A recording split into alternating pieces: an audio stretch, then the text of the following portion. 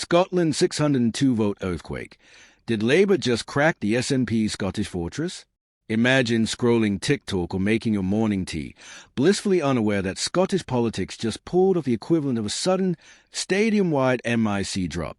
Labour, written off as yesterday's news north of the border, has just snatched a seat from the Scottish National Party, SNP, in the Hamilton by-election, by a margin so razor-thin you could slice haggis with it.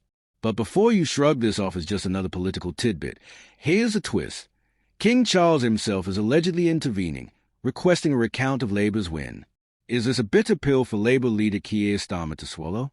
If the victory was merited, it shouldn't be.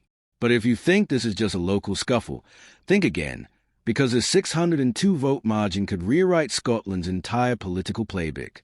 Welcome back to UK Plug, where we cut through the Westminster spin faster than Nicola Sturgeon at a press conference.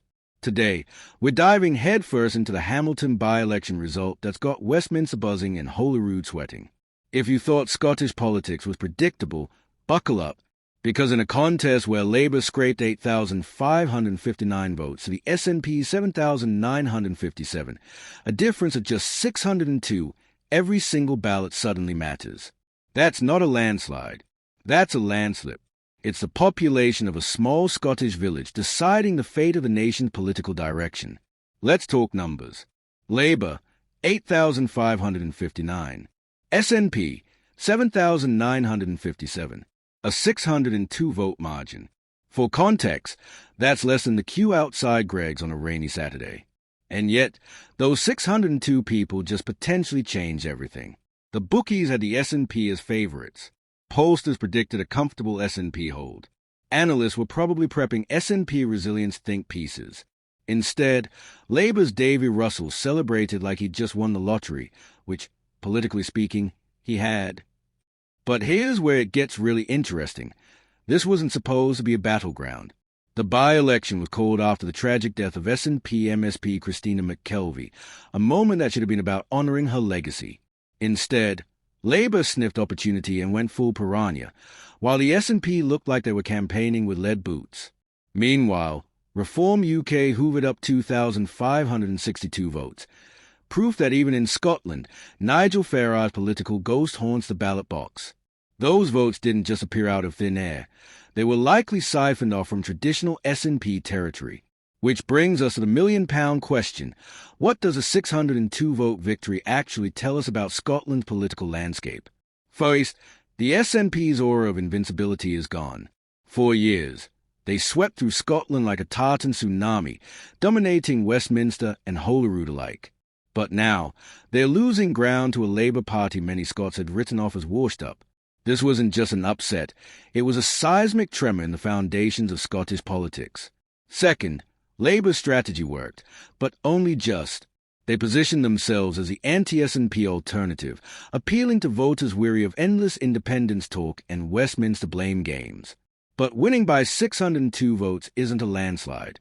It suggests Scottish voters are dipping their toes, not diving in head first. Starmer's party now faces a challenge of proving this wasn't a protest vote, but the start of something bigger. Third, Scottish politics is now a three-way fight. For a decade, it was SNP versus everyone else. Now, Labour is resurgent, the SNP is wounded but still powerful, and Reform UK is playing spoiler. The result? Political chaos. And as history shows, chaos creates opportunities. The reverberations are being felt far beyond Hamilton. In Holyrood, John Swinney is probably stress-eating shortbread. This result doesn't just question the SNP's dominance, it obliterates the narrative that Scottish independence is inevitable. If you can't hold safe seats, how do you convince voters you can run an independent country? In Westminster, Keir Starmer must be quietly ecstatic.